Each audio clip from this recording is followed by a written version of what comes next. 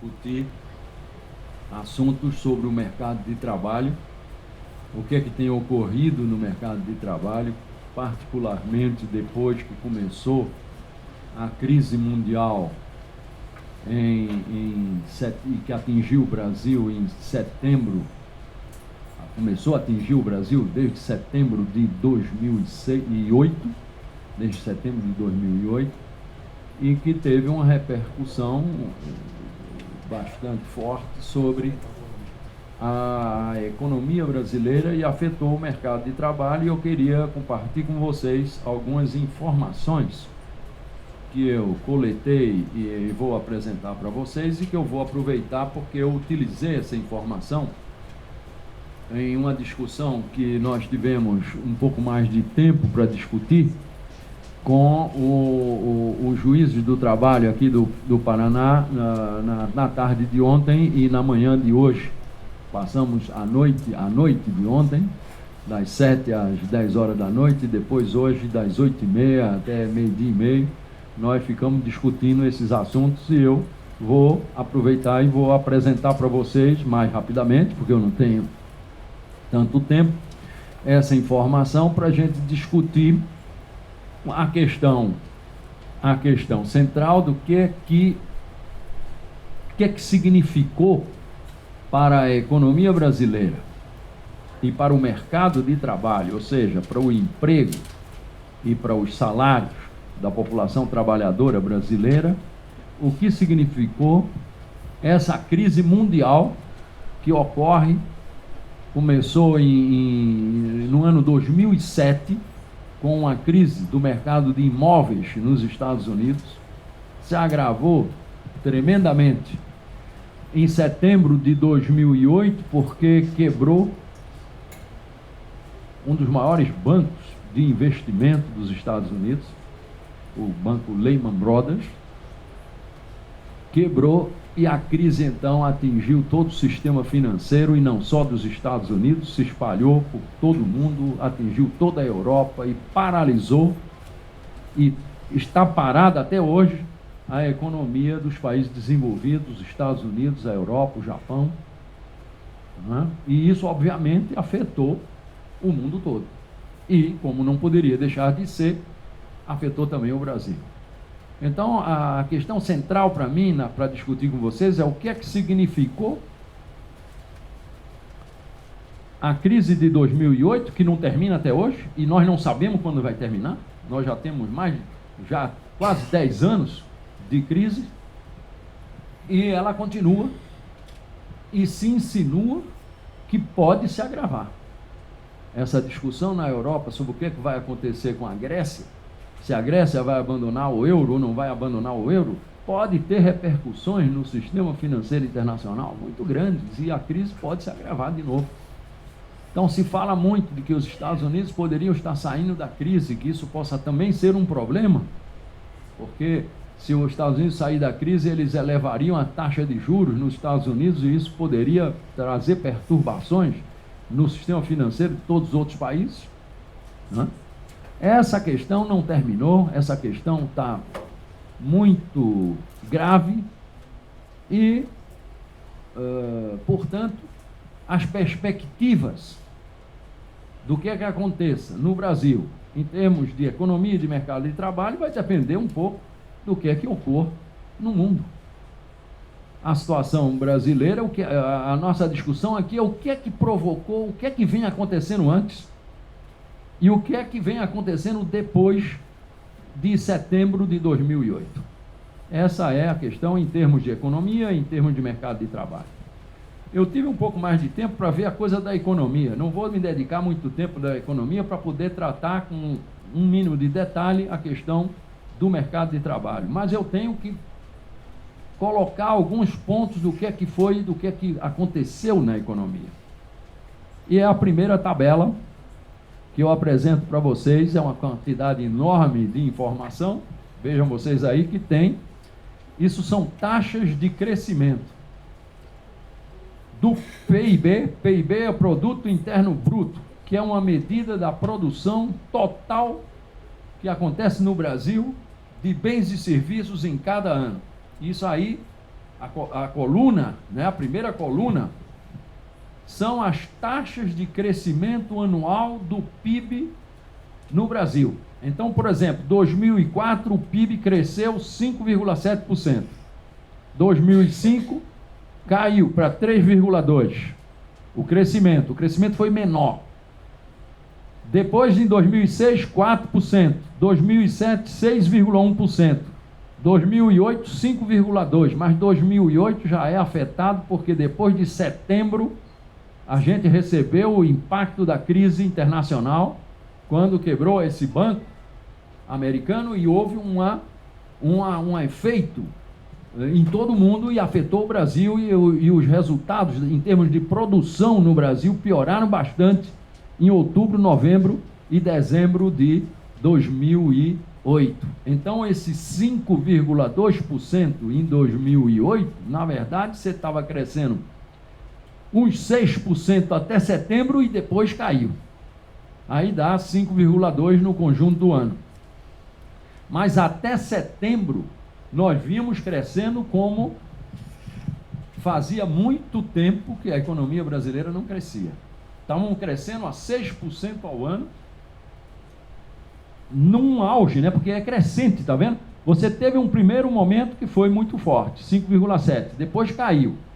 Aqui a queda também foi um pouco por conta de uma política macroeconômica bem conservadora que principalmente o Banco Central brasileiro levou naquela época, porque ele subiu as taxas de juros e prejudicou a atividade econômica de 2005.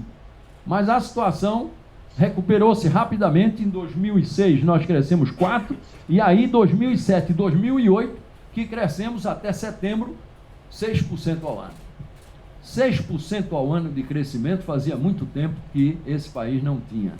Desde antes de 1980 você não tinha uma taxa de crescimento dessa magnitude, a não ser a partir de um momento muito ruim. Por exemplo, 1984, 1985, 1986 você teve um crescimento grande, mas a partir de um ponto muito fraco de produção, que foi 1983. Então esse crescimento você tem que descontar que ele foi de um nível muito baixo. O crescimento aqui não foi de um nível muito baixo. Você estava num nível razoável em 2006, e em cima desse nível você cresceu 6% 2 anos seguidos, e foi interrompido pela crise, porque não houve nenhum problema na economia brasileira, a não ser as consequências da crise internacional sobre a economia brasileira, que fez o crescimento ser interrompido. E então em 2009 a gente teve uma pequena queda de produção de bens e serviços, de PIB, de 0,3%. Mas logo se recuperou, e em 2010 você tem um crescimento de 7,5%, que na verdade não é um crescimento, é uma recuperação desde um ano muito fraco, que foi o ano de 2009. Aí vem, a partir de 2010, começa a mostrar problemas de funcionamento a economia brasileira. Cresceu somente 2,7% em 2011, somente 1% em 2012, somente 2,5% em 2013, 2014 ainda está em discussão, o IBGE não deu uma cifra definitiva de qual foi o movimento da economia brasileira, e 2015 há um grande temor de que tenha uma redução da produção de bens e serviços no país, uma queda de PIB. É uma queda, e está se falando da possibilidade, dado que a situação econômica está complicada neste ano, de que tenha uma queda significativa do PIB. Queda significativa do PIB esse país teve somente no início dos anos 80 e no início dos anos 90. Mesmo na crise da Ásia, em 1997, não teve queda de PIB. O PIB parou de crescer, mas não caiu. Queda expressiva do PIB, não essa queda de 3,2%, que foi muito pequena, mas caiu o PIB 4, 5, 6%, isto só ocorreu em 81, em 83, em 90 e 92.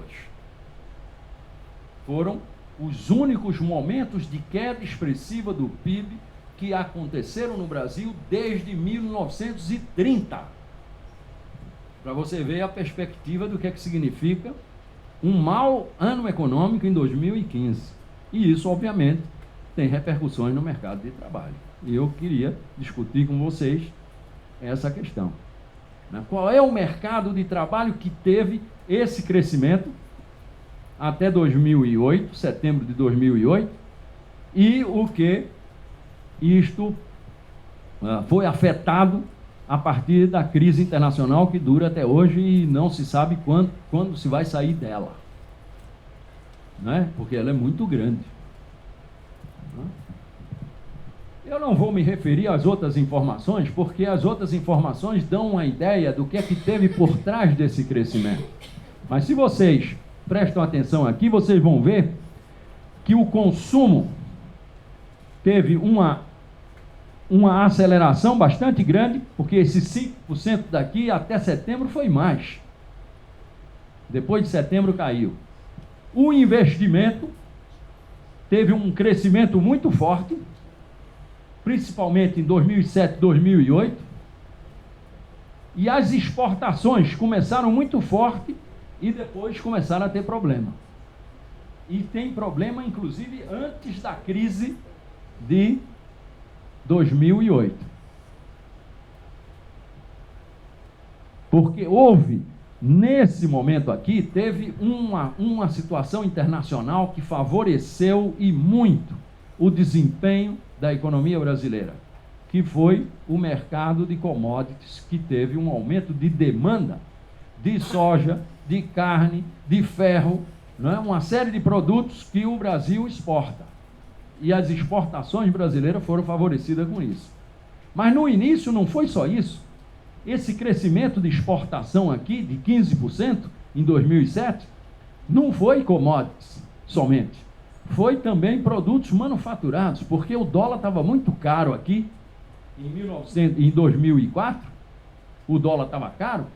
E os países que são exportadores de commodities são importadores de produtos manufaturados do Brasil, como, por exemplo, a Argentina, o Chile e outros países que exportam commodities, foram beneficiados pelo mercado de commodities e são grandes importadores do produto de manufaturado brasileiro. Então, aqui também tem exportação de manufaturado. E essa exportação de manufaturado foi, inclusive, mais importante do que a exportação de commodities para a recuperação da atividade econômica no Brasil, que estava muito baixa. E a inflação estava muito alta em 2004. A situação internacional permitiu uma atividade econômica maior e reduzir a inflação. Mas reduziu a inflação fazendo diminuir o preço do dólar. E o preço do dólar caiu. A importância da exportação de manufaturados aqui, nessa exportação de 15% a mais, em 2004, se verifica aqui, na produção da indústria manufatureira brasileira, que aumentou 8,5%. Ela aumentou 8,5% porque teve muita exportação de manufaturado, por um lado, e porque essa exportação de manufaturado melhorou o balanço de pagamento brasileiro e melhorou a situação de funcionamento da economia brasileira, e o consumo cresceu e o investimento cresceu. O consumo crescendo, o investimento crescendo, as exportações de manufaturados crescendo, a produção manufatureira brasileira aumentou 8,5%. Mas a partir daqui, o preço do dólar começa a diminuir. E o preço que estava alto ficou muito baixo. Você se lembra que aqui em 2008, o preço do dólar chegou a bater em R$4 o dólar em 2002, né? Manteve esse 4 um tempo e depois começou a cair e chegou a R$1,65 o dólar. Ora, uma queda de dólar de 4 para 1,65, isso ajudou a baixar a inflação, porque muitos produtos importados ficaram baratos com isso. Mas isso também prejudicou a produção manufatureira. Veja a produção manufatureira, 8,5 aqui, 1,3, mas aqui ela ainda cresce razoavelmente bem, porque esse 3% aqui é a crise já, depois de setembro. Se você achar que cresceu 5,6% aqui, 2 anos, apesar do preço do dólar, apesar de um preço do dólar muito baixo e com importações crescendo muito. As importações crescendo muito. E importações de produtos manufaturados. Mas a produção interna manufatureira ainda cresceu 5,6% aqui. 2 anos de crescimento, apesar do preço do dólar. Essa situação vai se agravar enormemente depois da crise. Porque depois da crise vai desacelerar o consumo, vai cair os investimentos e as exportações não vão se recuperar, até agora não se recuperaram. Então você tem uma demanda de manufaturados que não cresce muito e você tem uma competição internacional muito maior. Muito maior por quê? Porque a crise paralisou os países desenvolvidos que compravam muitos produtos manufaturados da Ásia e principalmente da China. E a Ásia e a China, não tendo como mercados crescendo nos países desenvolvidos, procuraram os mercados ainda aonde eles ainda tinham esse mercado. E o Brasil, não só o Brasil, mas os compradores de produtos manufaturados do Brasil foram praticamente, sofreram a entrada do produto chinês. Um exemplo é o que a importação de produtos chineses no Brasil, de produtos manufaturados chineses no Brasil aumentou bastante e também nos países que nós exportamos manufaturados. Por exemplo, a Argentina hoje importa mais produto manufaturado da China do que do Brasil. Perdemos uma parte do mercado da América do Sul. Porque isso também ocorre no Chile, isso também ocorre no Peru, isso ocorre em outros países que são importadores do produto manufaturado brasileiro. Então você tem um problema de competição com a produção manufatureira brasileira. Como é que ela vai enfrentar essa competição dos asiáticos que vendiam para os países desenvolvidos, mas os países desenvolvidos não estão crescendo mais e não estão demandando, a demanda não está crescendo nesses países. E a China tem uma capacidade de produção de produto manufaturado enorme e não tem como usar. E estão usando aonde tem demanda por esses produtos. E aonde tem a demanda por esses produtos? Aqui no Brasil, que, enquanto está crescendo o consumo, e nos países que a gente exportava e que foram favorecidos pelas commodities. Só que o boom das commodities acabou. Né? Já não deu uma queda violenta de preço ainda, os preços ainda são bastante razoáveis, mas não aumentam mais como aumentaram no período anterior. Então nós temos uma situação econômica difícil pela frente, e as repercussões disso sobre o Brasil são muito grandes. Tá? Então, em resumo, é essa um pouco as considerações sobre economia que eu queria fazer, e não quero me alongar muito nela para poder falar do mercado de trabalho e ter mais tempo para falar do mercado de trabalho. Mas se vocês quiserem uma medida, uma síntese do que é que significou a crise mundial para a economia brasileira, eu posso dizer o seguinte: se você considerar todo o período 2003 até 2008 e calcula a média de crescimento do PIB brasileiro, você vai obter um valor de 4,8% na média. É claro que não cresceu igual, cresceu 5,7% em 2004, 3,2% em 2005, 4% em 2006, 6% em 2007 e 5,2% em 2008. Mas a média disso foi 4,8%. Ou seja, ter essas taxas de crescimento nesses 5 anos é equivalente a ter 5 anos crescendo cada ano 4,8%. crescendo cada ano 4,8%, você tem uma produção em 2008 que é 26,6% maior do que a de 2003. E foi isso que se obtém crescendo 5,7%, 3,2%, 4%, 6,1% e 5,2%. Então, uma medida sintética do que é que houve com o PIB nesses 5 anos anteriores à crise é isso. Um crescimento no ritmo de 4,8% ao ano. Um crescimento da economia de 4,8% cada ano, em média. Cresceu muito em 2004, caiu em 2005, melhorou um pouco em 2006 e ficou bastante alto em 2007, 2008 até setembro. Mas na média dá 4,8%. E o que é que acontece nos 5 anos seguintes?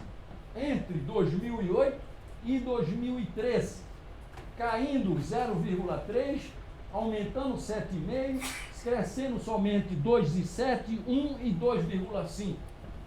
Se você tira a variação total, vai dar um crescimento da ordem de 2,6%.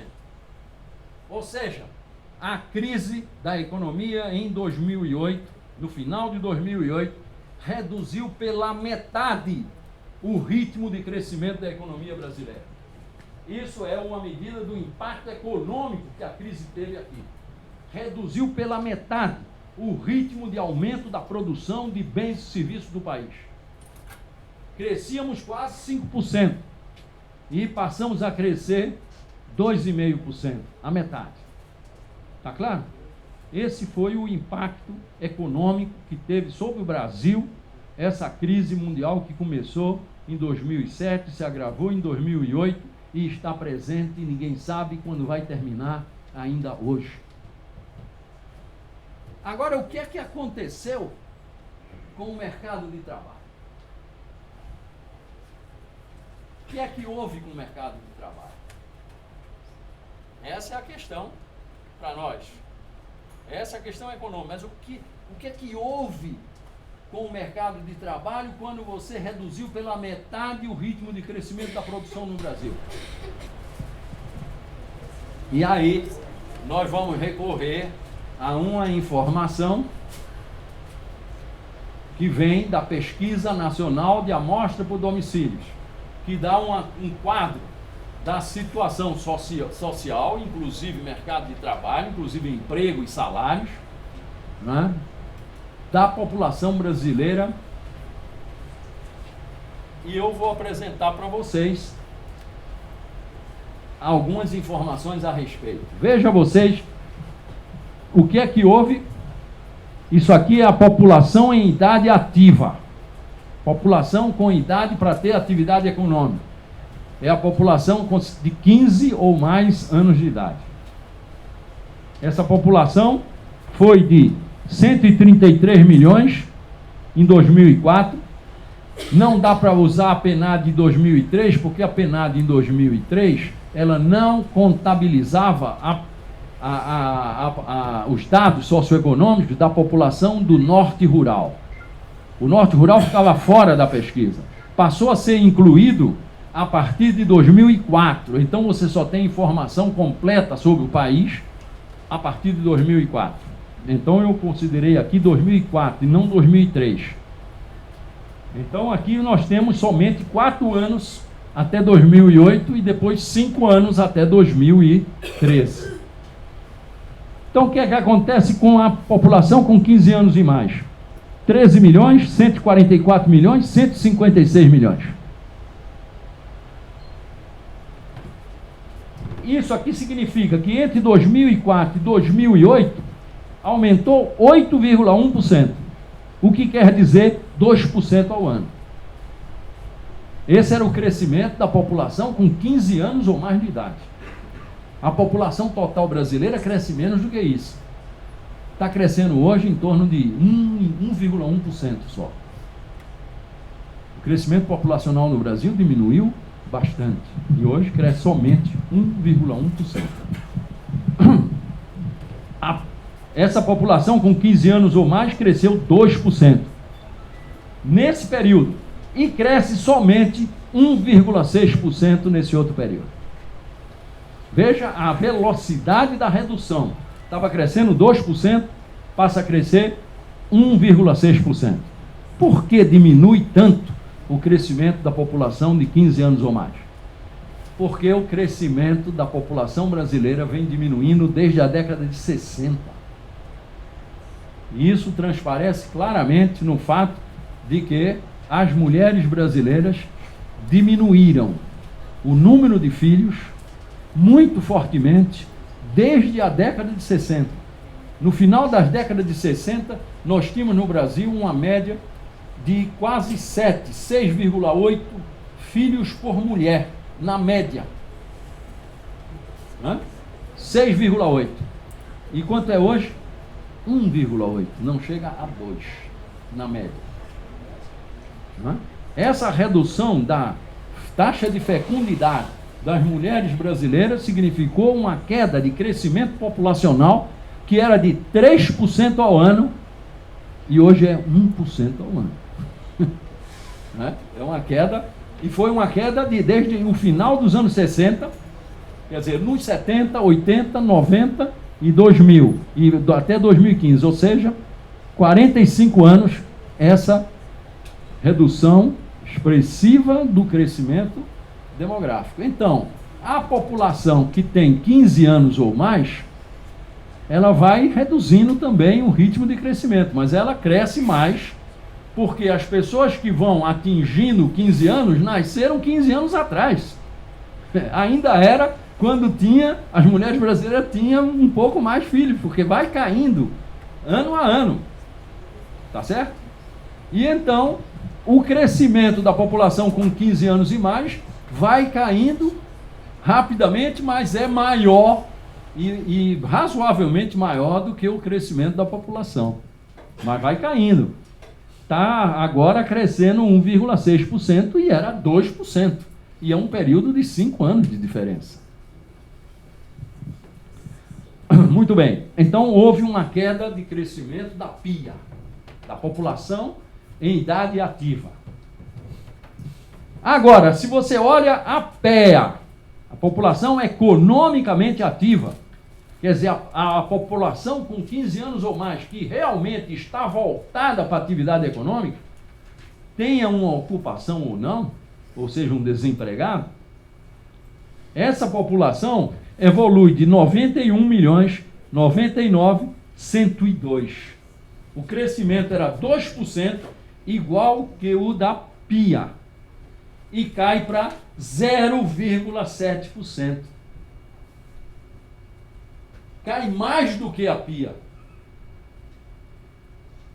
Então, o crescimento da PEA caiu mais do que o crescimento da PIA. Crescia igual que a PIA. A taxa de participação, quer dizer, a proporção da população de 15 anos ou mais que está voltada para o mercado de trabalho, essa proporção manteve-se constante de 2004 para 2008 e diminuiu de 2008 para 2013. Está claro isso? Isso eu vou mostrar numa tabela seguinte, essa proporção como evoluiu. Mas o fato dela ter desacelerado mais já significa que a taxa de participação diminuiu. O crescimento da população voltada para o mercado de trabalho, voltada para a atividade econômica, passou a crescer menos e a redução do seu crescimento foi uma redução maior do que a redução do crescimento da população com 15 anos e mais. Está claro? Agora, esse é um fato importante. A queda de taxa de participação que houve pela PNAD entre 2008 e 2013, com um crescimento da PEA menor do que o crescimento da PIA. Então, a proporção da PIA que está na PEA diminuiu. Agora, o que aconteceu com a ocupação, o número de pessoas ocupadas?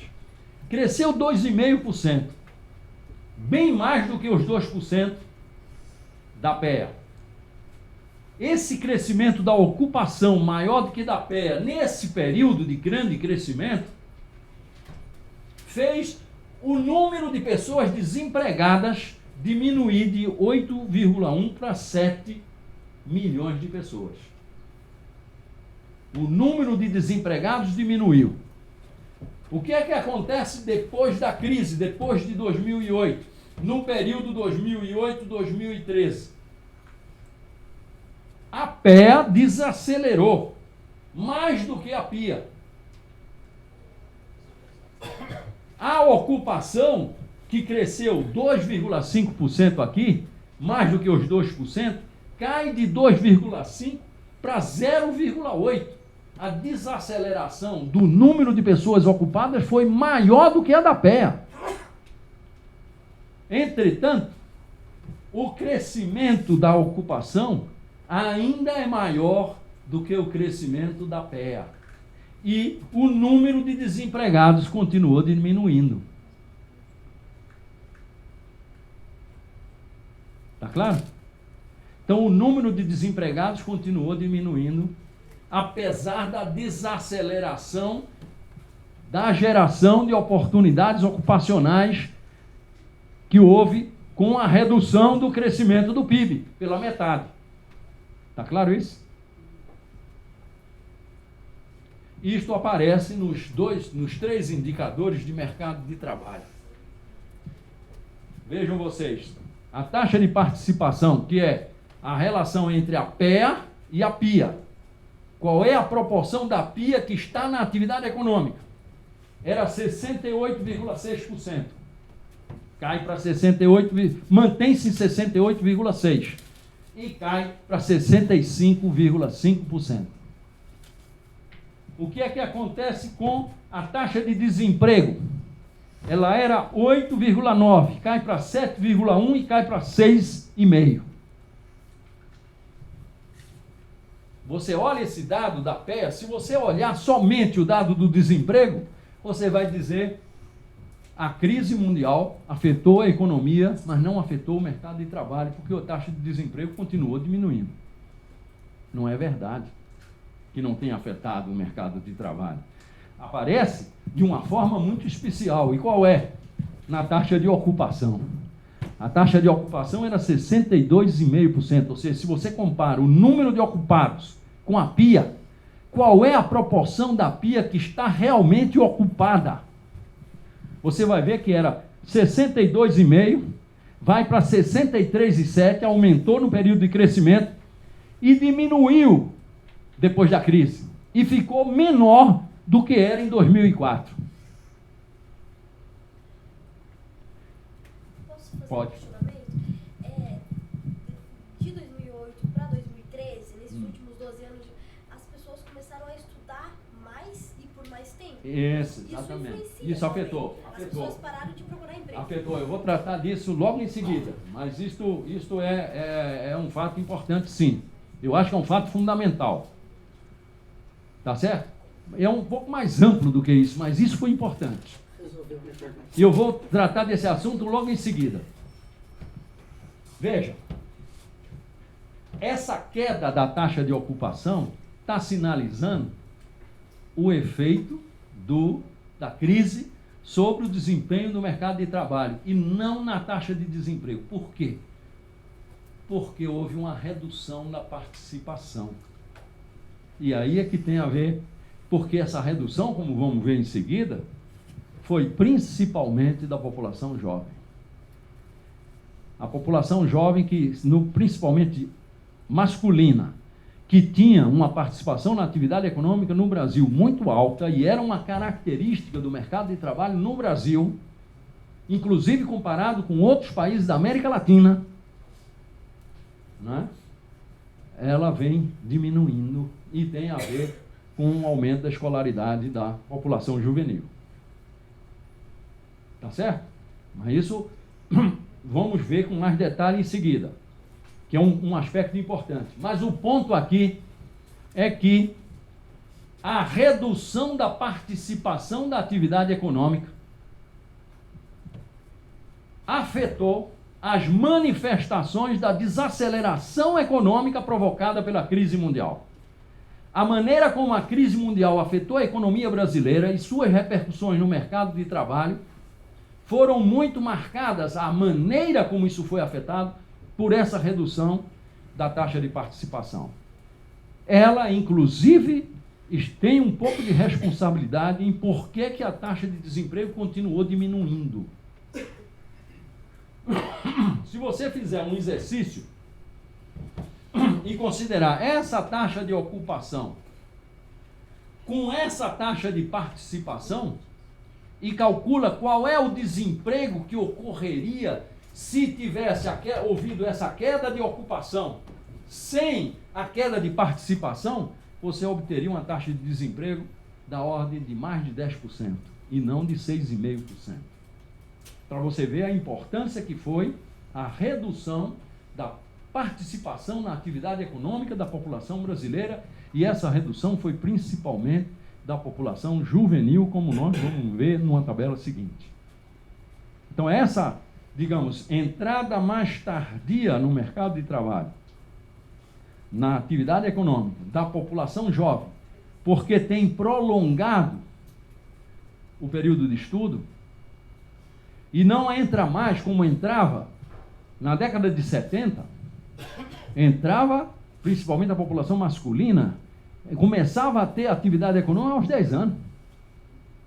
Aos 15 anos, de 15 a 18 anos, a 19 anos, já estava nas principais atividades econômicas do país. Não era uma participação inicial, tentativa, não. Era uma participação marcante na atividade econômica. A ponto de que, na década de 70, 3/4, 75% da população masculina participava da atividade econômica, tendo 15 a 19 anos. É uma proporção altíssima, essa proporção vem caindo. E eu vou mostrar como ela está caindo. Mas ela ainda é muito alta. Mas foi um aspecto importante. E reflete o que vem acontecendo nesse crescimento e que não foi afetado ainda pela crise internacional, que é o que se costuma chamar de crescimento com inclusão social que houve no Brasil. Essa é uma parte, um aspecto desse crescimento com inclusão social, né? Ou seja, as famílias, principalmente as famílias de renda mais baixa, tiveram aumentos expressivos de renda porque melhorou o emprego, criou-se mais emprego formalizado, aumentou-se o salário mínimo e a renda dessas famílias melhorou. E essas famílias puderam manter na escola os filhos quando eles tinham essa idade. E aumentou a população que frequenta o primeiro grau e que está frequentando o segundo grau. E embora tenha aumentado também um pouco essa população que o pessoal chama que é nem, porque não tem trabalho, nem tem atividade econômica, aumentou e é uma coisa importante, é uma proporção muito pequena. A maior parte da população de 15 a 19 anos estuda e uma parte importante ainda trabalha. E está diminuindo. E comparando com outros países, tem um campo de diminuição ainda muito grande, porque ela ainda é muito alta, tanto para homens quanto para mulheres. E é o quadro que eu vou mostrar em seguida. Né? Veja só esse quadro, também tem muita informação, mas veja. Isso aqui é o homem de diferentes idades, as taxas de participação. Então veja o que aconteceu com os homens de 15 a 19 anos. 59,5%, quase 60% dos homens aqui estavam na atividade econômica. Agora é somente 48%, mas ainda é 48%. Quanto é em outros países? Na América Latina, não estou falando aqui de europeu e de americano, não. Quanto é no México? É um pouco menos de 35%, e nós ainda temos 48% nos homens. Quanto é na Argentina? Em torno de 25%. Quanto é no Chile? Em torno de 12%. Então, veja, nós começamos tardiamente um processo que é um processo que acompanha a evolução positiva da condição socioeconômica da população brasileira. Porque esse negócio de ter 60% dos homens de 15 a 19 anos voltados para a atividade econômica é uma manifestação de um problema. Né? Nos países civilizados, mesmo na América Latina, a maior proporção desses homens estão na escola e não trabalham. A entrada no mercado de trabalho é mais tardia, porque as pessoas fazem o primeiro grau e completam, fazem o segundo grau e completam, e muitos entram na universidade. E quando isso ocorre, a proporção de homens que trabalham é relativamente pequena. E não tão grande como é no Brasil, era 60% e agora ainda é quase 50%. Nós começamos um processo de melhora na condição social e de redução da atividade econômica da população juvenil, mas ainda estamos no começo desse processo. Ainda tem muito chão para avançar no sentido da redução da participação na atividade econômica dessa população juvenil. Quer dizer, isso aí, para mim, pelo menos, é um sintoma de avanço social. Essa redução da participação na atividade econômica da população. Agora, o que é que acontece com as mulheres? 42%, 40%, 34%.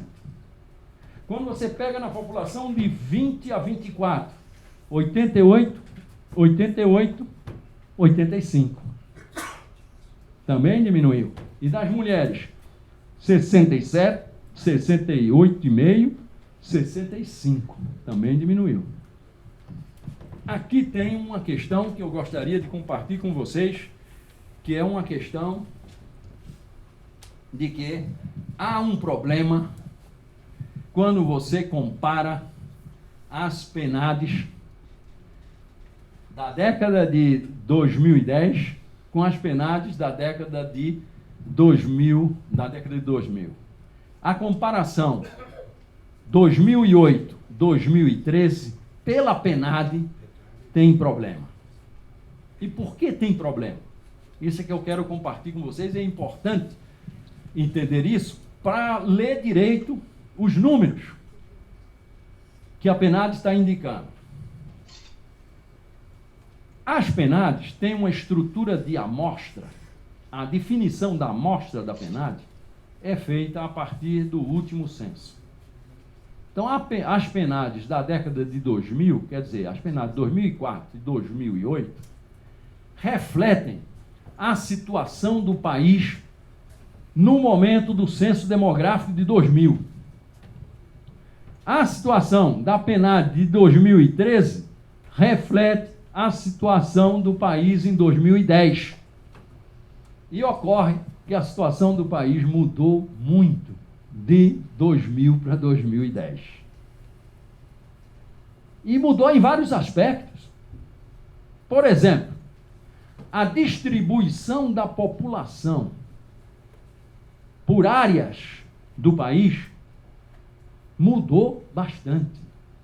Por exemplo, a população das antigas metrópoles do país vem crescendo muito pouco. Cresce da ordem de 1% ao ano. Algumas até menos. Rio de Janeiro e Recife estão crescendo menos. Estou falando das antigas metrópoles. Estou falando das 6 metrópoles de referência no país que são Recife, Salvador, Rio de Janeiro, Belo Horizonte, São Paulo e Porto Alegre. Essas metrópoles têm tido um crescimento de população relativamente pequeno. Outras áreas do país cresceu muito mais. Algumas se tornaram metrópoles, como Curitiba, como Vitória, como Campinas, como várias outras localidades brasileiras. E algumas cidades que não chegam a ser metrópoles tiveram um crescimento muito maior. Então, o peso dessas áreas que estão fora das grandes metrópoles aumentou no país. E essas áreas têm uma taxa de participação e uma taxa de ocupação menor do que a das antigas metrópoles.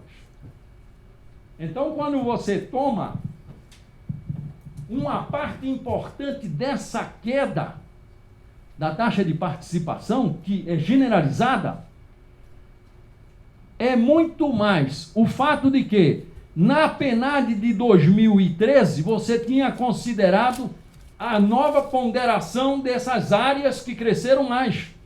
E a PNAD de 2008, não, ela está com a mesma ponderação que tinha em 2000.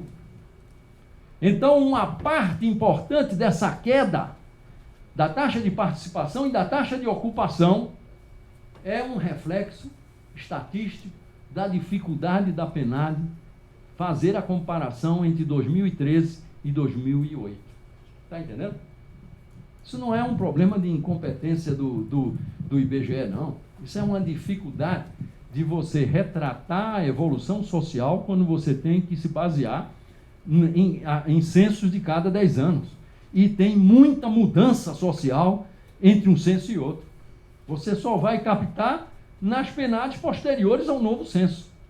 Então você tem que ter um extremo cuidado quando você compara dados da PNAD de 2013 com 2008. A comparação 2004 e 2013 é mais razoável. O que eu quero dizer é o seguinte: aqui está dizendo a taxa de participação dos homens era 80%. Já tinha caído de 81 para 80. E aqui caiu para 87. O que eu quero dizer é o seguinte: se fosse possível, na PNAD de 2008, você introduzir as ponderações adequadas, coisa que é impossível, porque você só teve essas ponderações depois, a menos que você recalcule toda a PNAD de 2008, com os dados do censo de 2010. Né? Faça um exercício desse tipo. Né? Mas mesmo assim não você só ia mudar as ponderações, mas você não, como o IBGE, a PNAD, você não verifica todas as áreas igualmente, você verifica alguns municípios, outros são sorteados, né? É impossível você fazer essa recomposição. Então o que eu quero dizer é o seguinte: a taxa de participação já estava mais baixa em 2008 e não foi percebida porque a PNAD de 2008 não considera direito o peso das distintas localidades. Está claro? Ele dá mais ponderação às áreas que têm uma participação maior, que são as velhas metrópoles, que tem uma participação e tem uma taxa de ocupação maior. Está claro? Então, na verdade, o que é que houve? Essa mudança entre 2004 e 2013 foi muito mais contínua e não tão abrupta entre 2008 e 2013. Ela é uma mudança que vem acontecendo com o crescimento, com a inclusão social que ocorre desde 2004. A PNAD considera um emprego formal? Não, está tudo envolvido aqui. Inclusive, não é só empregado, não. Tem empregador, tem trabalhador por conta própria, é pessoas ocupadas, qualquer que seja a posição na ocupação. Eu vou introduzir alguns dados sobre empregados, especificamente depois, e empregados formalizados também. Aqui é toda a ocupação, todas as oportunidades de ocupação que a economia gera. Está claro, então? Então, o que eu quero dizer é que uma grande mudança que tem acontecido no país é a redução da taxa de participação. E é principalmente uma redução da taxa de participação juvenil. Isso fica claro quando você compara 2004 com 2013. Verifique. Os homens de 15 a 19, 59 para 40, 60 para 48. De 20 a 24, 88 para 85. 25 para 29, 94 para 92. 30 para 39, 95,5 para 94, 40 para 49, 93 para 92,5, 50 para 59, 82,7, 83. Praticamente um aumento aqui. Mas a queda da participação da população juvenil foi imensa. Mas ela não é concentrada aqui, ela é contínua ao longo de todo o período. Ela não reflete a crise, ela reflete o crescimento com inclusão social. Quem falou? A mudança ali, uma coisa que veio na cabeça, mas ali de 50 a 59 anos também não tem a mudança da previdência, das pessoas se aposentarem mais tarde, não. Aqui você disse qual? Tem 50 a 59. Não, aqui esse aumento daqui é um aumento pequeno, mas o fato de agora se aposentar mais tarde. As pessoas têm que trabalhar mais. É possível que tenha algum efeito. Pode ser. Agora no caso da mulher, se você compara aqui, você tem, aumenta as mulheres de 25 a 29, aumenta as mulheres de 30 a 39, aumentos pequenos, né? Mas também aumenta das mulheres, só as mulheres mais jovens diminuem de taxa de participação. Agora, se você olha 2004, 2008 e 2013, você acha que subiu e depois caiu. Não, aí é uma visão de ótica, aí é um problema da PNAD. A PNAD de 2008 não consegue expressar direito esse fenômeno, por conta da estrutura de ponderação das diferentes localidades, por conta da transformação que houve no país nesses 10 anos. Está claro isso? Isso é importante porque as pessoas olham os números da PNAD e têm que ler com cuidado. Os números parecem ser uma coisa muito objetiva, né? Induvidável. É esse número e isso acabou. Não é assim. Você tem que ver como é que o número é produzido e o que é que ele reflete. Tá certo? E aqui você tem que ter extremo cuidado. Mas houve uma coisa, e é importante para o mercado de trabalho, essa redução da participação juvenil na atividade econômica, que é um fenômeno ligado ao crescimento com inclusão social e não com a crise. A crise não interrompeu esse processo de declínio da participação da população juvenil, e não só masculina, a feminina também. Porque, veja, as mulheres participavam com 42% e agora é só com 34%. Mas 34% ainda é alto, né? Porque em outros países a participação das mulheres é bem menor das mulheres com essa idade. Nesses países da América Latina. Está claro? Isso foi importante. E isto tem a ver com a inclusão social. Essa redução da participação da população juvenil na atividade econômica. Professor, sim. Essa diminuição da participação das mulheres somente na faixa até 24 anos e depois o aumento em todas as outras faixas, é reflexo da inclusão das mulheres no mercado de trabalho? É reflexo de uma maior participação das mulheres e de maior permanência das mulheres no mercado de trabalho depois que se casam e começam a ter filhos. E isso é um fenômeno também importante. Onde tem menos filhos, talvez? Pode facilitar a participação de mulheres, ter o fato de ter menos filhos. Pode ter, mas eu acho que é uma coisa mais ampla. É uma coisa mais ampla. As duas coisas refletem uma mudança da mulher e do seu papel na sociedade brasileira. Que não é só no Brasil, em vários países, outros países também ocorre. Diria na maioria dos países, né? Mas isso também foi importante, a participação feminina. Agora, isso é quanto as pessoas ocupadas. Na verdade, quando você olha e desconfia dos dados da PNAD, você pode dizer o seguinte: o crescimento da ocupação, veja bem, O crescimento da ocupação, que tinha sido 2,5%, caiu para 0,8%. Se lembra desse número? 2,5% para 0,8%. O crescimento do PIB caiu 4,8% para 2,6%. Se você divide o crescimento da ocupação, 2,5%, divide pelo crescimento do PIB, 4,8%, você tem um coeficiente que os economistas chamam de elasticidade de emprego, que se você calcula vai dar algo como 0,56.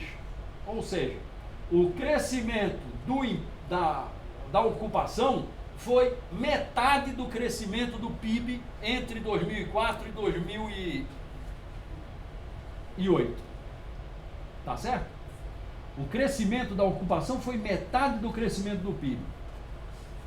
E no período seguinte, 2008, 2013, você teve um crescimento da ocupação de 0,8 e um crescimento do PIB de 2,6. Se você divide 0,8 por 2,6, você vai ter 0,31, menos de um terço. Então é como se você tivesse uma desaceleração da ocupação maior do que a desaceleração do PIB. Isso indicaria um efeito brutal da crise. Uma parte disso não é um efeito brutal da crise, é mais o efeito da PNAD. A ocupação não cresceu tanto quanto 2,5% em 2004, 2008, deve ter crescido menos de 2,5%, e portanto a elasticidade não foi 0,52, foi menos. E no período seguinte, 2008, 2013, a ocupação não cresceu somente 0,8, deve ter crescido mais do que 0,8. E então a elasticidade não foi tão baixa quanto 0,31. Ou seja, tem uma continuidade maior. Aquela oscilação é muito mais ilusão de ótica dada pelos problemas da PNAD. Houve uma desaceleração da ocupação, houve, semelhante à do PIB, não maior. Está claro? Esse é um ponto importante, porque quando você olha as contas nacionais e olha a PNAD, você acha que foi uma catástrofe, do ponto de vista da geração de oportunidades ocupacionais. E, graças a menor participação, não houve maior desemprego. O desemprego diminuiu 8,9, 7,1, 6,5. Agora, se você calcula o desemprego de 2013 com a ocupação de 2013 e a participação de 2008, você tem que o desemprego não diminuiu de 7,1 para 6,5, ele aumentou de 7,1 para 10 e pouco. E ficou maior até do que era em 2004. É claro que o exercício é só para mostrar a importância da queda da participação. É absurdo você achar que teria uma queda de taxa de ocupação tão grande sem ter havido uma queda de participação. Mas é um exercício que serve para ressaltar a importância da queda da taxa de participação para o resultado do mercado de trabalho. Quando você examina o mercado de trabalho, não pode olhar só a taxa de desemprego. Porque nesse período, se você olhar só a taxa de desemprego, você não vai ver o que aconteceu com o mercado de trabalho. Mas é essa análise que a Globo passa. Hein? Que a Globo passa essa análise. Qual? Essa que você está falando. Essa aqui, olha, sem analisar os dados. Ah, não. O exercício é absurdo somente para ressaltar a importância da participação. Mas que convém, né? É óbvio, cada um apresenta a informação do modo que convém. Cada um mostra a informação daquilo que ele quer ressaltar. Eles querem ressaltar de que não teria sido tão bom o mercado de trabalho depois de 2008. Depois de 2008. Tá certo? Depois de 2008. A questão é, o resultado foi, apesar da desaceleração da atividade econômica, você manteve o mercado de trabalho e nessa manutenção houve um importante fato social, que foi a melhora da condição social de uma parte importante da população brasileira, que significou uma redução da participação juvenil na atividade econômica. Isso é um fato e reflete essa melhora da condição social. Inclusive, a maior parte dos empregos foi gerado, o senhor falou que são 6 capitais que fazem eleições. Não, Nesse caso. não, é o peso da capital na PENAD estava excessivo em 2008, porque já tinha diminuído muito. Só vai aparecer nas PENADs depois de 2010. Entendeu? Eu estava vendo, pesquisei rápido, tem um grupo de 64 cidades que geraram muito mais emprego que saíram do grande centro. Saíram do grande centro? O emprego saiu do grande centro e tem um estudo até do IPEA, cidades com 50 até 50 mil habitantes geraram muito mais emprego que proporcionalmente. Mas isso em termos de emprego em números absolutos. Absoluto. Agora, isso por quê? Porque também a população que reside nesses domicílios, nessas áreas, nessas partes do país, elas aumentaram de peso. Se você compara essas ocupações com a população ativa dessas regiões, você tem uma taxa de ocupação que é menor do que a das metrópoles. Entendeu? Entretanto, em termos de concentração do emprego, elas concentram mais. O emprego cresceu mais nessa região, mas a população também cresceu mais nessa região. Tá certo? Se você compara a ocupação com a população em idade ativa, não é tão grande a ocupação nessas áreas, é inclusive menor do que nas metrópoles. Porque o aumento da ocupação nessas áreas muitas vezes puxa fluxos migratórios, né, de pessoas para vir ocupar. Ou pelo menos não é tanto puxar dos outros lados, mas não saíram mais para a região metropolitana como fazia no passado. Ficou mais na região, nessas regiões. Não é todas, algumas. Até saiu do valor econômico do março, mostrou o impacto do Pronaf. Teve uma família de São Paulo, que era o pai, filho e a mãe, eram 5 filhos, 4 foram para a cidade. Com o Pronaf, os 4 filhos voltaram para a família e tudo viviam bem. Então, tirou uma página inteira mostrando o impacto positivo nessa pequena atividade. Não, tudo bem, eu acho que isso são aspectos importantes que retratam essa melhora da situação social. São várias manifestações, mas uma importante é a taxa de participação juvenil. E que essa marcou os resultados do mercado de trabalho do país. O desemprego está em 6,5%, em grande medida por conta dessa redução da participação da atividade juvenil, o que é saudável. Eu estou aqui com uma pergunta, Diga. trotando na cabeça, né? Essa diminuição, né, da ocupação da população masculina jovem, né? Ao mesmo tempo que tem um aumento da ocupação da população das mulheres, que é um pouquinho mais velha, né? Pode significar também uma redistribuição diferente dentro da família, as mulheres que estão entrando no mercado de trabalho para sustentar a renda da família, ao mesmo tempo que os filhos estão indo para a escola? Eu acho que tem algo disso. Tem algo disso. É muito mais o adulto na atividade econômica que mantém a renda da família do que recorrer ao trabalho do filho menor, hoje, do que era no passado. Tem algo disso, sim. E é saudável, porque permite que os filhos tenham a oportunidade de estudar um pouco mais e completar o primário e o primeiro grau e fazer o segundo grau. Agora, vamos entrar na ocupação, porque nós vimos a ocupação em geral. Vimos que ela desacelerou, tá certo? Mas que também houve uma desaceleração muito grande da PEA, por conta da menor participação da população juvenil e pelo fato que tem menos jovem também. As duas coisas, tem menos jovens e menos jovens participam da atividade econômica. Agora nós vamos ver o que é que houve dentro da ocupação. E vamos começar vendo pela posição na ocupação.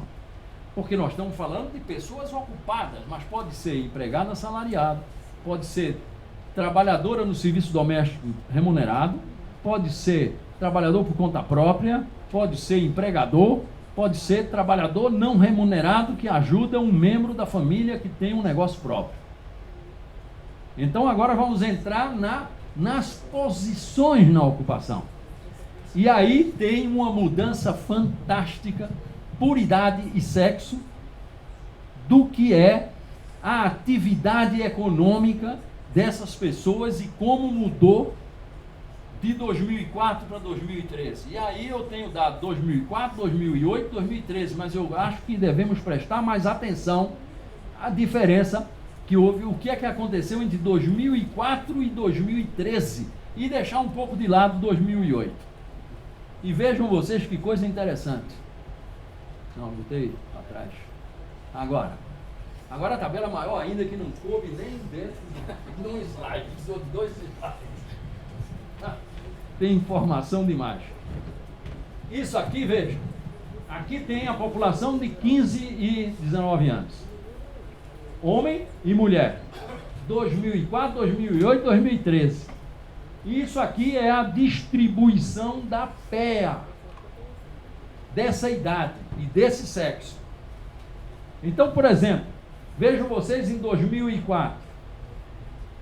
Da PEA masculina em 2004, com 15 a 19 anos, 17,5% estava desempregada. 17% é a taxa de desemprego juvenil masculina em 2004. Muito bem, 17%. 52,8% tem um emprego assalariado em estabelecimento que realiza atividade econômica. Somente 0,8% tem emprego no serviço doméstico. 0,2% é empregador. 6,3% é trabalho por conta própria. E 22% é trabalho não remunerado. Tá certo? Esse era o perfil da PEA masculina juvenil naquela época, com a participação de 60%. Tá certo? 17%, 17,5% era desempregado. Não tinha ocupação e estava procurando emprego. O que é que acontece? Há um tremendo aumento do emprego. Passa de 53% da PEA masculina dessa idade para 63,5%. Aumenta 10,5 pontos percentuais nesse período de 9 anos. Qual é a contrapartida? O que é que diminuiu? Não foi o desemprego. O desemprego aqui é 17,5% e aqui é 16,8%. O desemprego juvenil continua igualmente alto. Você tem menos PEA juvenil masculina, mas tem uma proporção de desempregados que é praticamente a mesma que tinha em 2004.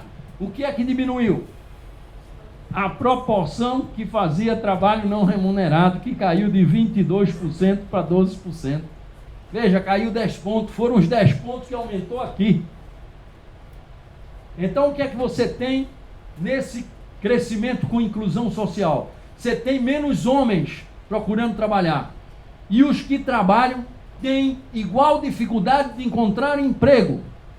Mas diminuiu enormemente os que tinham trabalho não remunerado e aumentou enormemente os que têm emprego assalariado. Isso é efeito da formalização do emprego? A formalização tem um pouco que ver com isso. Mas aqui é emprego formal e não formal. Não está distinguido. É com e sem carteira. É o total de empregados de estabelecimento. Houve um aumento da proporção do emprego formal. Ao mesmo tempo. Mas não os 10%. Mas não é talvez até mais. Porque aumentou, não, o emprego que aumentou mais foi o emprego formalizado. Entendeu? Eles formalizaram. Formalizou, aumentou o emprego assalariado de jovem e aumentou a formalidade desses empregos. Os dois movimentos. Aumentou o assalariamento e aumentou o assalariado formal. Os dois ao mesmo tempo. Tá certo? Mas não está aqui na tabela. Não aparece na tabela. O que aparece na tabela é que você tem menos homens jovens procurando uma atividade econômica. E a atividade econômica que eles têm é cada vez mais emprego assalariado. E a dificuldade de encontrar esses empregos assalariados continua igualmente grande. O que é que está acontecendo? Aí é que está. Esse é um ponto importante para qualquer discussão atual de perspectivas.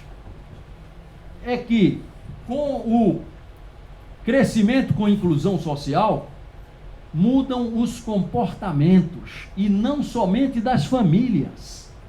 Vai mudando também o comportamento dos empregadores. Os empregadores, ao terem menos jovens à disposição, vão usando mais o adulto. E ao ir usando mais o adulto, fica mais difícil ao jovem que insistir em trabalhar com essa idade de encontrar um emprego. E isso se vê quando você compara com países socialmente mais avançados do que a gente. Por exemplo, no Chile. No Chile, somente 12% dos homens procuram uma atividade econômica com 15 a 19 anos. Entretanto, a taxa de desemprego é altíssima. É altíssima, por quê? Porque os empregadores já não estão mais acostumados a empregar jovem de 15 a 19 anos. Antigamente, no Brasil, quando 3/4 dos jovens de 15 a 19 anos estavam na atividade econômica, estavam nas principais atividades econômicas, aconteceu o contrário. O empregador preferia o jovem e preteria o adulto. E o adulto, muitas vezes, era expulso do mercado de trabalho porque o jovem ocupava o espaço do mercado de trabalho e não tinha mais espaço para cara de mais de 35 anos. Porque o empregador preferia o cara de 20, 25 anos. Porque esse cara de 20, 25 anos ou até menos de 20 anos é mais maleável, é mais adaptável às normas de trabalho que o empregador impõe. E a taxa de exploração naquela época era altíssima, com jornadas de trabalho de 16 horas ou mais. Então isso tem a ver com a flexibilização do mercado, né, que modifica, né, o processo de trabalho e pede pessoas que tenham uma capacidade de adaptação que de repente o jovem não tem. Porque ele não tem essa bagagem? Ou porque... Não, eu acho que é pior. Eu acho que é pior. Eu acho que antes o que acontecia é que ele usava o jovem justamente por ser mais maleável. O adulto não é tão maleável. Agora está É o usando contrário. Agora que está mais adulto é mais difícil. Porque você pode... A relação patrão-empregado tende a ser diferente se é uma relação com um garoto de 20 anos do que se é uma relação com um cara de 35. Porque o cara de 35 é um cara que já tem família, tem responsabilidade, e ele não se submete à jornada de trabalho e ao que o patrão queira fazer. Ele se submete com muito mais dificuldade, ele cria muito mais atrito do que o jovem. O jovem você oferecia, naquela época não era nem obrigatório, como é a hora extra, 50% a mais mês de hora extra. Isso aí foi a Constituição de 88. Na década de 70 não, o patrão definia a seu arbítrio quanto pagava mais. Então oferecia um pouco a mais o cara ficava 16 horas para pagar a prestação da moto que ele tinha que comprar. Ele se submetia a qualquer coisa. O cara de 35 anos não se submete tão facilmente, tem mais responsabilidade. Então naquela época que acontecia isso, havia uma maleabilidade enorme pelo fato do grosso da força de trabalho ter menos de 35 anos. Agora não, agora está envelhecendo. E envelhece cada vez mais, porque não tem mais tanto jovem. E o jovem está entrando mais tarde. Então a proporção dos que têm mais de 35 anos e mais de 40 anos aumenta e rapidamente. Mas esse de mais de 40 anos, ele também está querendo manter o filho na escola, né? Então ele vai... se sujeitar a mais coisas para poder... Mas o que eu te digo é que a maleabilidade de um cara de 20 e o cara de 40 não pode ter. Porque o cara chega e diz, Ah, não, eu preciso que você vá de Curitiba para Belém do Pará, porque a empresa está tendo um problema lá e eu quero que você vá solucionar. O cara de 40 anos diz, porra, mas eu vou passar 6 meses em Belém do Pará? O cara de 20 anos ia, mais facilmente. O cara que tem uma família aqui não tem dificuldade de fazer isso. E não vai gostar. E vai reclamar muito mais do que o garoto. Tem menos maleabilidade. Essa relação patrão-empregado com pessoas de idade maior tem que mudar. Ou pelo menos tem um potencial de mudança muito maior. É claro que a flexibilidade do trabalho também só faz dificultar essa mudança. Tá certo? O crescente uso de terceiros, a redução do tamanho dos empreendimentos, dos estabelecimentos, tudo isso dificulta. Tudo isso dificulta, mas tem um dado de realidade também, que é uma população com mais idade, é uma população adulta, não é um garoto.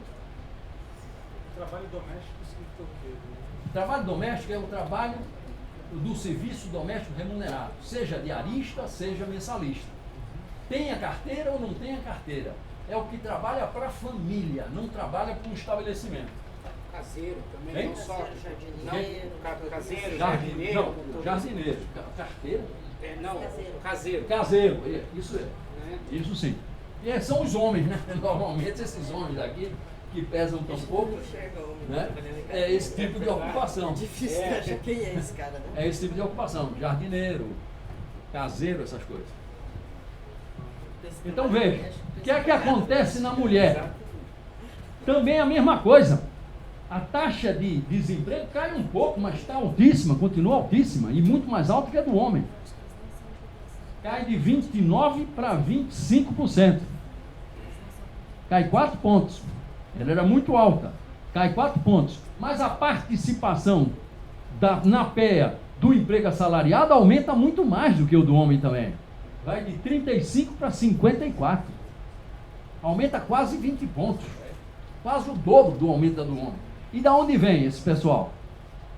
O trabalho não remunerado e o emprego doméstico, que cai de 15% para 9%. Cai 6 pontos percentual. E essa é outra mudança. Quando você tem oportunidade de emprego fora do serviço doméstico, a mulher jovem não aceita mais trabalhar como empregada doméstica.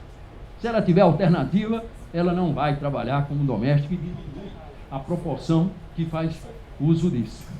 Tá claro? E você vai pelas idades, vai vendo, de 25 a 29, os homens, 68 a 74, as mulheres, 50 a 65. As mudanças nas mulheres foram muito maiores. E tem a ver com a queda do serviço doméstico nas jovens, principalmente. Nas adultas, a queda não foi tão grande, no caso das mulheres. Tá certo? Aqui, de 16 para 13. 3 pontos. Lá foi 7, 10 pontos. E se você vai para a última, para as duas últimas faixas que eu considerei, 40 a 49, a trabalhadora doméstica aumenta 17 para 18. E aqui aumenta de 15 para 19. Ou seja, a mulher adulta que trabalha como doméstica continua trabalhando como doméstica. E a que estava trabalhando como doméstica fica no trabalho doméstico. Agora, as que tiveram oportunidade de ter outro tipo de emprego não aceita mais trabalhar no emprego doméstico. Então, esse crescimento do emprego e do emprego formal que houve nesse crescimento com inclusão social foi importante para essas mudanças na forma de trabalhar das pessoas por idade. Né? Agora é interessante ver no caso dos adultos. Né? Vejam vocês, aqui, no caso dos de 30 a 39 anos, no caso do homem, aumenta de 62 para 68. São aumentos relativamente pequenos. Mas por conta de quê? uma redução de 24 para 21 do trabalho por conta própria. E essa é um ponto que a gente pode fazer o contraste com o que ocorria no passado. O que é que acontecia no passado? Você tinha um movimento de uma força de trabalho empregada assalariada muito jovem, que se repunha. Por quê? Porque o crescimento populacional era grande, tinha uma quantidade de jovens crescendo o tempo todo e a participação desses jovens era alta, porque esse jovem tinha deixado a escola há muito tempo e tinha começado a trabalhar com 10 anos. E com 14, 15, com 15 anos já estava numa atividade econômica importante. E ocupava os espaços que surgiam. E com o tempo, o adulto, a menos realizasse numa profissão determinada, e aí a experiência dele contasse, né? Aquele que se especializa e vira um trabalhador especializado, esse não tem problema com a idade. Pelo contrário, a idade é a experiência é importante nessas profissões. Mas se ele não consegue uma ocupação especializada, se ele está sempre rodando de um trabalho para outro, sem uma especialização bem definida, a idade era um peso para ele. E ficava difícil com a idade encontrar outro emprego, e ele era expulso do mercado de trabalho e era obrigado a inventar um negócio por conta própria. Por isso a proporção de conta própria era tão alta. E é adulto, conta própria é adulto.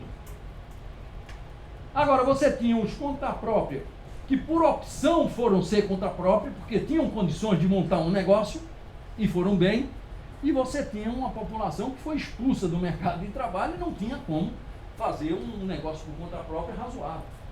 De tal modo que você tinha umas diferenças de renda dentro do trabalho por conta própria, que era maior ainda que as diferenças de salário, que no Brasil é muito grande. Mas as diferenças de renda do trabalho por conta própria é maior ainda. Porque tem o que tinha condições de montar um negócio e o outro que não tinha condição nenhuma, que tinha que sobreviver com um negócio por conta própria, qualquer que ele conseguisse fazer. E normalmente com uma renda muito baixa.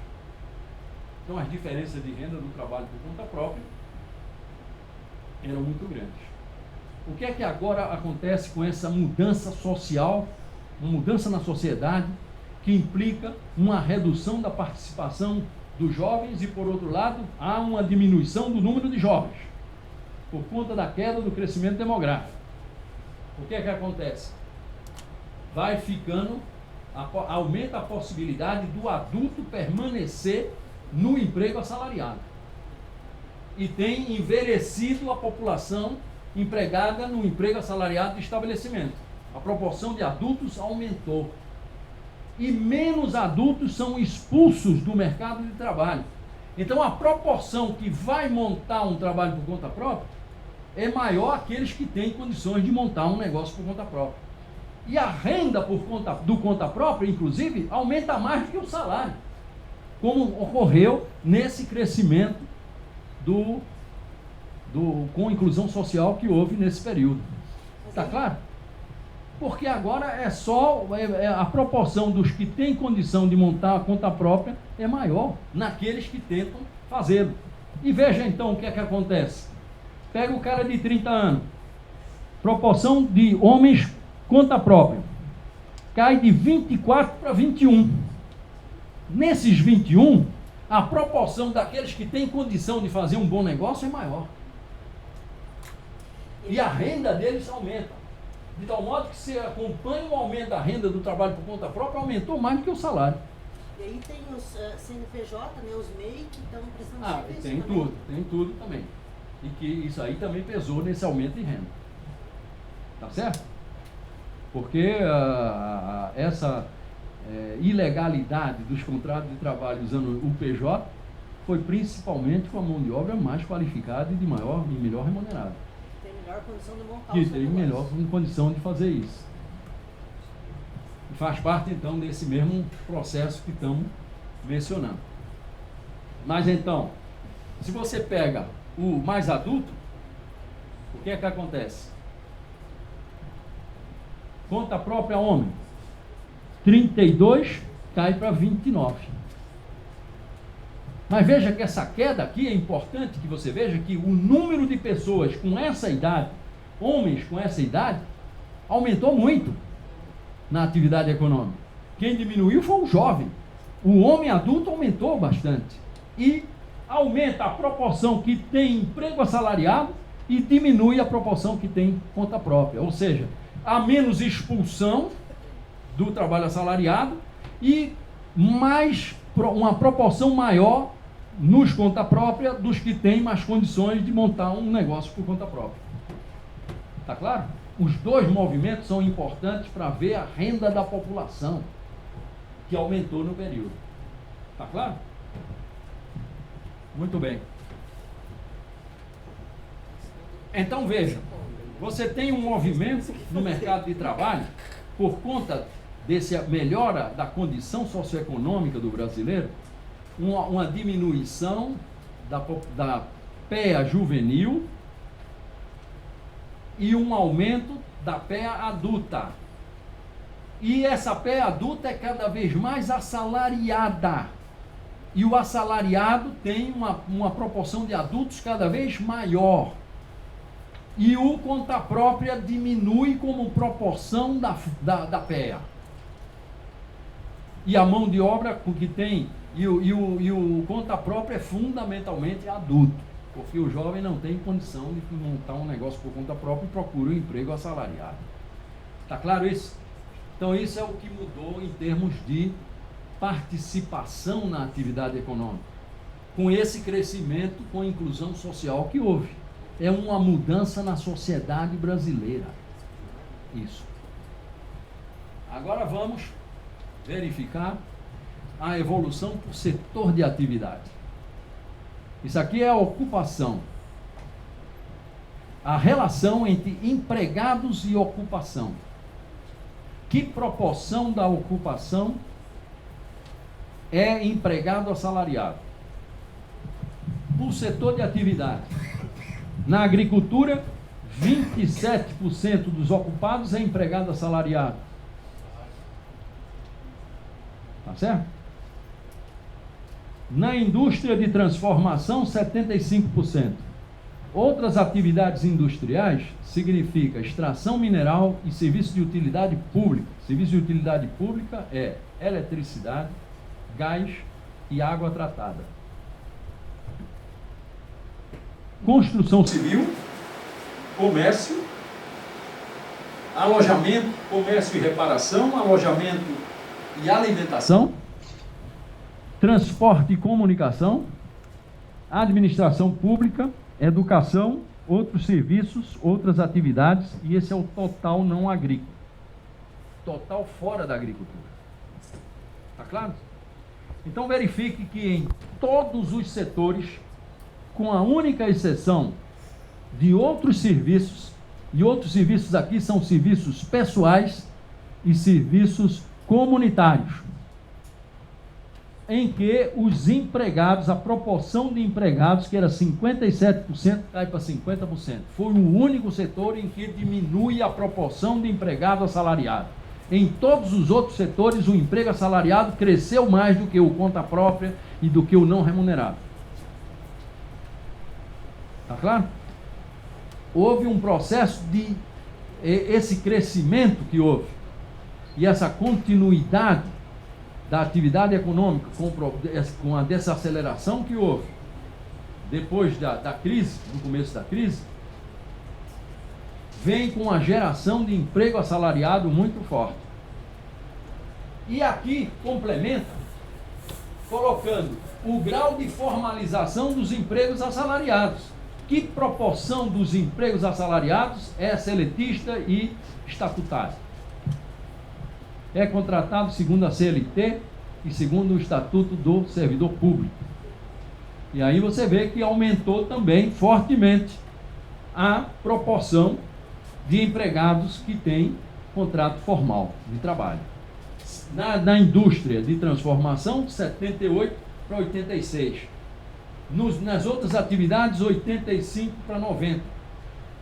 Na construção, 45 para 64. E assim por diante. Todos os setores aumentam o grau de formalização dos empregos. Então, esse crescimento da economia, que foi perturbado pela crise internacional e que passou a crescer a metade do ritmo, né, gerou muito emprego assalariado e muito emprego assalariado formal, segundo contrato, segundo a CLT e os estatutos de servidor público municipal, estadual e federal. Está claro? É mesmo parte desse movimento e que tem a ver com essa melhora na condição social dos brasileiros, que levou a chamar esse período de um período de crescimento com inclusão social. O outro fator foi o aumento do salário mínimo, que aumentou bastante nesse período, já vinha aumentando desde 95, mas continuou aumentando fortemente depois de 2004, até agora. Todos os anos, desde 95, o salário mínimo tem aumentado. Não há nenhum ano que o poder de compra do salário mínimo diminuiu. E o salário mínimo hoje é quase 3 vezes o valor que tinha em 94, que era muito baixo. Mas um valor 3 vezes maior já não é tão baixo. E se você compara o valor do salário mínimo hoje com o valor da mediana do emprego formal, do salário do emprego formal, quer dizer, o salário do emprego formal, que tem metade dos trabalhadores formais acima e metade abaixo, o que é o meio da distribuição, se você compara o salário mínimo com esse meio, já está dando algo em torno de metade. Ou seja, o meio da distribuição dos salários formais é o dobro do valor do salário mínimo. E era muito mais do que o dobro. O salário mínimo aumentou muito mais do que os salários dos emprego formal em geral. E isto ajudou bastante a diminuir as diferenças de renda entre os trabalhadores, principalmente na parte de baixo da distribuição. Aglomerou muita gente ali no entorno do salário mínimo, né? E a mediana é 2 vezes o salário mínimo. Então as pessoas dizem, não, mas só gerou emprego menor do que 2 salários mínimos. Sim, mas não se esqueça que 2 salários mínimos hoje é a mediana do salário do emprego formal, é o meio da distribuição dos salários. Que os salários ainda são baixos no Brasil, tudo bem. Mas 2 salários mínimos ganhar até 2 salários mínimos é ganhar o que ganha 50% dos trabalhadores brasileiros formais. Está claro? Isso tem a ver também com as dificuldades que o movimento sindical teve de conseguir negociar a reposição de perdas? Eu acho o seguinte, desde 2004, o Diese mostra de que a proporção de reajustes salariais que foram pelo menos igual à inflação, ou um pouco maior que a inflação, aumentou fortemente. Né? A ponto que acho que no ano passado mais de 90% das categorias profissionais conseguiram reajustes maiores do que o aumento dos preços, do que a inflação. Essas dúvidas eu tenho às vezes assim, porque eu passei 20 anos fora do país, né? Uhum. Então todo esse pedaço eu perdi, eu saí no começo dos anos 90 e voltei faz 2 anos. Então tem um buraco aí que eu estou tentando preencher, né? Eu acho que as categorias profissionais conseguiram ganhos salariais, mas nenhuma categoria profissional conseguiu o aumento do salário mínimo. Conseguiu triplicar o salário em um período de, estou falando de 95 até 2015, são 20 anos. Triplicar em 20 anos é ter um aumento da ordem de 5, 6% ao ano. Essa magnitude de aumento ninguém teve. Tiveram aumento de 1%, 2% acima da inflação, mas 5, 6%, nenhuma. E então, houve todas uma aproximação do salário mínimo. Então, muita gente diz, não, eu estou ganhando menos, porque agora eu só ganho 2 salários mínimos. O salário mínimo triplicou, pô. Você tem que dizer isso.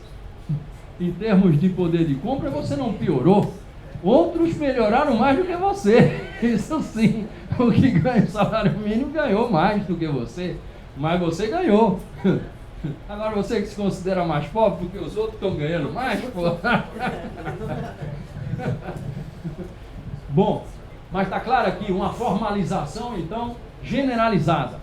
Agora, É interessante que os maiores aumentos de assalariamento e de formalização foram em setores que tinham pouco emprego formal, que tinham pouco emprego e pouco emprego formal. Por exemplo, comércio passou de 54% do empregado assalariado para 64%, aumentou 10 pontos percentuais.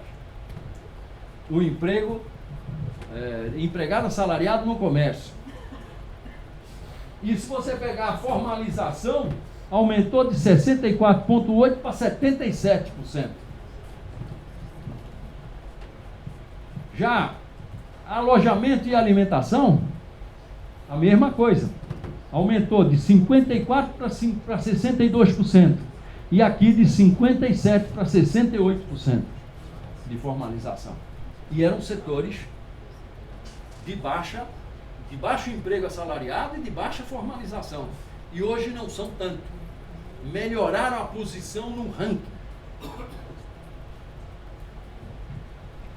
E isso é importante, né? Porque foram esses setores que geraram a maior parte dos empregos.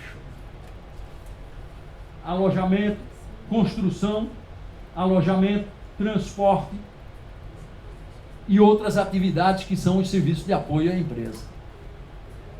Esses foram os setores onde mais gerou emprego. E em todos eles aumentou o emprego assalariado e aumentou a formalização. E em alguns desses setores, o emprego assalariado era relativamente pequeno e a formalização era pequena. E hoje não são tão pequenos, ainda são os menores, mas não são tão baixos como eram há 10 anos atrás, há 9 anos atrás. Construção dá para dizer que não aumentou tanto o emprego, mas aumentou muito a formalização? E aumentou o emprego também, porque houve uma reativação da construção muito forte nesse período. A construção estava muito parada em 2003 e ela se reativou. Agora está de novo baixando a atividade, hein? Porque o aumento ali é de 50 para 54. Sim, mas isso é a proporção de empregados assalariados da construção. Aumentou de 50 para 54. Mas por quê? Porque construção ainda tem um uso de trabalho por conta própria muito grande. Na verdade, você tem duas construções. Uma construção mais empresarial e uma construção mais na base do trabalho por conta própria e do emprego informal. Isso vocês vão ver aqui nas tabelas seguintes, porque isso mudou o perfil do trabalhador formal brasileiro. Essas mudanças. Vejam vocês. Isso é o perfil do emprego formal. A indústria de transformação, a produção manufatureira, tinha 23% dos empregos formais. 23% era na indústria de transformação, na indústria manufatureira. E hoje é só 19%, perdeu 4 pontos percentuais. Os outros setores aumentaram. Veja a construção. A construção tinha 4%, hoje tem 7% dos empregos formais. O comércio tinha 17,6%, foi para 19,4%. Todos os outros setores aumentaram. E a indústria de transformação e as outras atividades diminuiu. Esses setores, eles sofrem uma concorrência da produção de outros países muito forte. Os outros setores não. A competição de importações tem um efeito muito menor sobre o emprego desses outros setores, e da indústria tem um efeito forte. E foi principalmente depois de 2008. Se você olhar aí, você veja 23,3, 22,5 e cai para 18,8. Isso é um impacto da crise na produção manufatureira brasileira e no emprego formal dentro da empresa manufatureira.